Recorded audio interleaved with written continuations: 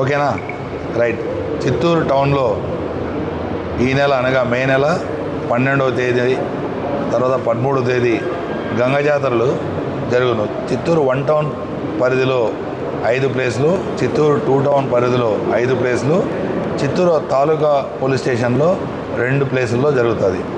ఈ గంగా జాతర సంబంధించి చిత్తూరు జిల్లా ఎస్పీ మా గౌరవ ప్రియతమ ఎస్పీ శ్రీ తుషార్ డూడి ఐపీఎస్ వారు ఆదేశాల మేరకు ప్రత్యేక సూచనలు చేయడమైంది. గంగా జాతర చాలా పగడ్బందీగా సక్సెస్ఫుల్గా చేయాలి, ప్రజలకు చాలా కన్వీనియంట్గా ఉండాలి, ఎక్కడ పోలీస్ తరపున ఎక్కడ లోపాలు ఉండకూడదని చెప్పి ప్రత్యేకంగా సూచనలు చేయడం జరిగింది. దానికి సంబంధించి కమిటీ సభ్యులతో అన్ని గంగమ్మ సంబంధించి కమిటీ సభ్యులతో ఒక ప్రిపరేటరీ మీటింగ్ ఆల్రెడీ చేయడం జరిగింది.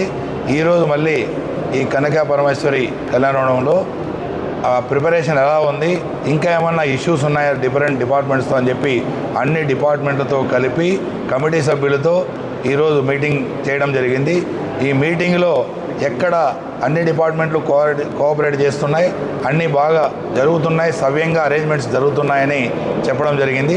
ఇందులో ముఖ్యంగా ఇన్ఫ్రాస్ట్రక్చర్ అంటే బ్యారికేడింగ్ కట్టడము, ప్రాపర్గా ఎలక్ట్రికల్ లైన్ ప్రాపర్గా ఉండడం, ఎక్కడ అర్త్ లేకుండా పబ్లిక్ ఎక్కడ ఇబ్బంది కలగకుండా ఈ అరేంజ్మెంట్స్ అన్నీ ఉండేటట్లుగా ఎక్కడైతే పందిర్లు వేస్తున్నారో దాని ఫిట్నెస్ కానీ చెక్ చేయమని ఎస్హెచ్ఓలు ప్రత్యేకంగా సూచనలు చేయడం జరిగింది.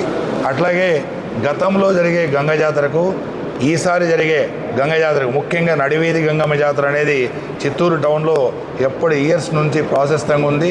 లక్షలలో ఆ రోజు వస్తారు అని దర్శనం నంబర్ 1 ఒకటి ఛాలెంజ్ ఏంటంటే దర్శనము, నంబర్ 2 పొజిషన్. ఈ రెండిట్లో దర్శనం అనే దానికి ఈసారి క్యూ లైన్లు సపరేట్ చేయడం జరిగింది. ఫ్రంట్ నుంచి వచ్చిన భక్తులు జనరల్ క్యూ లైన్ దర్శనం చేసుకొని అలాగే యూటర్న్ తీసుకొని వెళ్ళిపోతారు. అట్లాగే బ్యాక్ నుంచి వచ్చిన వాళ్ళు నేరుగా వచ్చి దర్శనం చేసుకొని ఫ్రంట్కి వెళ్తారు. విఐపీలు బ్యాక్ నుంచి వచ్చి దర్శనం చేసుకొని మళ్ళీ బ్యాక్కి వెళ్తారు. అంటే 3 లైన్లు సెగ్రిగేట్ చేయడం జరిగింది. గతంలో ఒక జనరల్ లైన్ ఫ్రంట్ నుంచి వస్తే బ్యాక్ లైన్ ఆపడము, ఆ విఐపీలు వస్తే 2 లైన్లు ఆపడము ఇలా జరుగుతూ ఉండేది. ఇప్పుడు 3 లైన్లు సపరేట్గా చేయడం వల్ల దర్శనానికి చాలా వీలు కలుగుతుంది. దీనివలన నేరాలు కానీ అరికట్టడం జరుగుతుంది. నేరాలు in the sense chain snatching కానీ యూటీజింగ్ కానీ క్యూలో ఎక్కడ రద్దీ లేకుండా సాఫీగా వెళ్తుంటే ఈ నేరాలు ఆటోమేటిక్గా అరికడతాయి. క్రిమినల్ వాడు చేయడానికి కానీ ఆస్కారం ధైర్యం చాలదు. అలాంటి ఫెసిలిటీస్ చేస్తూ తర్వాత అన్ని ఇంపార్టెంట్ జంక్షన్స్లో సీసీ కెమెరాలు అరేంజ్ చేయడం జరిగింది. ఇంటిగ్రేటెడ్ కమాండ్ కంట్రోల్ లాగా ఒకటి గాంధీ సర్కిల్లో పెట్టి అన్ని డిపార్ట్మెంట్లు అక్కడ పెట్టేసి అక్కడ ఏ ఇష్యూ జరిగినా ఇమీడియట్గా కన్సర్న్ నోడల్ ఆఫీసర్కు కమ్యూనికేట్ చేసి అది అటెండ్ అయ్యేటట్లుగా ఆ ఇష్యూను రిజాల్వ్ అయ్యేటట్లుగా ఎక్కడ భక్తులకు కానీ ఆటంకం కలగకుండా ఇన్కన్వీనియంట్ కలగకుండా చేయడానికి ప్రత్యేక ఏర్పాట్లు చేయడం జరిగింది. అట్లాగే ట్రాఫిక్ నంబర్ 1 ట్రాఫిక్ నగరంలోకి భారీ వాహనాలు రాకుండా మళ్లింపుకు సంబంధించి ఆల్రెడీ ప్రెస్ నోట్ ఇవ్వడం జరిగింది.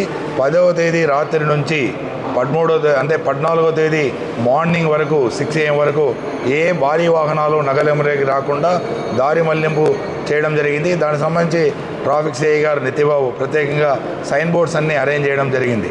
అది ఎక్కడ ఇష్యూ రాకుండా చూస్తారు. తర్వాత నగరం ఎక్కడైతే లోపలికి వస్తున్నాయో ఈ గంగమ్మ దర్శనానికి ఆ వాహనాలకు సంబంధించి ప్రత్యేకంగా పార్కింగ్ ప్లేసులు నిర్దేశించడం జరిగింది. ఆ పార్కింగ్ ప్లేసుల్లో పెట్టుకొని వాళ్ళు దర్శనానికి వస్తే ఎక్కడ ఆటంకం ఉండదు. ఎక్కడ పడితే అక్కడ పెడితే మాత్రం దాని మీద చర్యలు తీసుకుంటారు. అట్లాగే ఈ వాహనాలకు సంబంధించి ఎవరైనా డ్రంక్ అండ్ డ్రైవ్ చేస్తే మాత్రం కఠిన చర్యలు తీసుకోబడుతుంది. దయ ఉంచి అంతా ప్రజలు సహకరించి ఎక్కడే కానీ ఆ 2 రోజులు డ్రంక్ అండ్ డ్రైవ్ చేయవద్దని మేము రిక్వెస్ట్ చేయడం జరిగింది.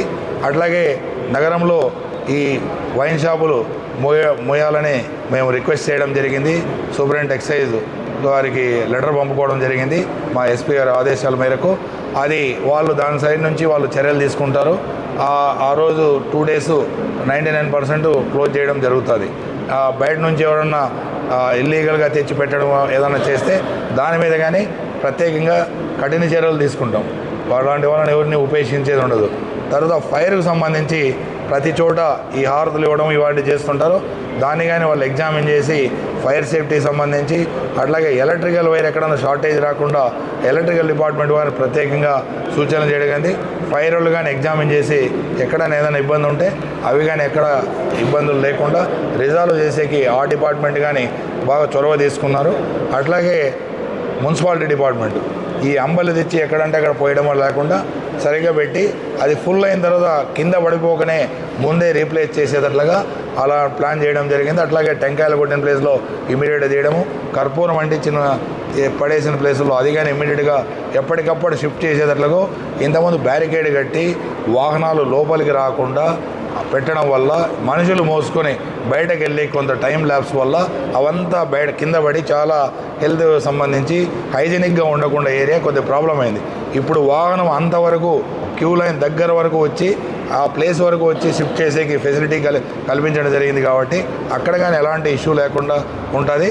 ఇవన్నీ ఒక ఎత్తు అయితే ఇవన్నీ సక్రమంగా అరేంజ్మెంట్స్ అన్నీ జరుగుతుంటే ఎవరో ఒక పోకరి సోషల్ మీడియాలో పెట్టి ఆ వదంతులు వల్ల డిస్టర్బెన్స్ చేస్తారు. అలాంటివి ఏమీ కమిటీ సభ్యులకు కానీ ప్రజలకు కానీ నా అపీల్ ఏంటంటే ఎవరు సోషల్ మీడియాలో ఏమైనా పోస్టులు పెట్టిన అశ్లీలంగా కానీ ఒక మతాన్నో ఒక కులాన్నో ఒక పొలిటికల్ పార్టీనో కించపరిచినట్లు పెట్టినట్లు మీ నోటీస్కి వస్తే వెంటనే కన్సర్న్డ్ SHO నోటీస్ తేవడము, దాన్ని రిజాల్వ్ చేసేకి మేము వెంటనే సపరేట్ టీం పెట్టడం జరిగింది. దాని మీద ఇమీడియట్గా అటెండ్ అయ్యి అది ఇష్యూ లేకుండా చూసుకుంటాం. అలాంటి పరిస్థితులు లేకుంటే 112కైనా కాల్ చేసినా వెంటనే స్పందించి అలాంటివి ఏమీ లేకుండా చట్టపరంగా కఠిన చర్యలు తీసుకుంటామని మేము ప్రత్యేకంగా ఎవరో పెట్టారని వాని మీదకి వెళ్ళడం, వాడు పెట్టడం మనం పెట్టడం అలాంటి చేయకుండా దయ ఉంచి మీరు ఏదైనా పోలీసును ఆశ్రయించాలని అలాంటివి చేసినప్పుడు చట్టపరంగా మేమున్నాం, కఠిన చర్యలు తీసుకుంటాం. మీరు ఒక ఫోన్ వాడితే చాలు మీ ప్రాబ్లం సాల్వ్ అవుతుందని పోలీస్ డిపార్ట్మెంట్ ద్వారా ప్రత్యేకంగా తెలియజేసుకుంటాం. మా ఎస్పీ సారు ప్రత్యేకంగా ఇన్స్ట్రక్షన్స్ ఇవ్వడం జరిగింది. ఇలాంటివి ఎవరైనా చేస్తే అలాంటి వాళ్ళ మీద ఉక్కుపాదం పోలీస్ డిపార్ట్మెంట్ మోపుతుందని ప్రత్యేకంగా నేను హెచ్చరిస్తున్నాను అలాంటి వాళ్ళని. తర్వాత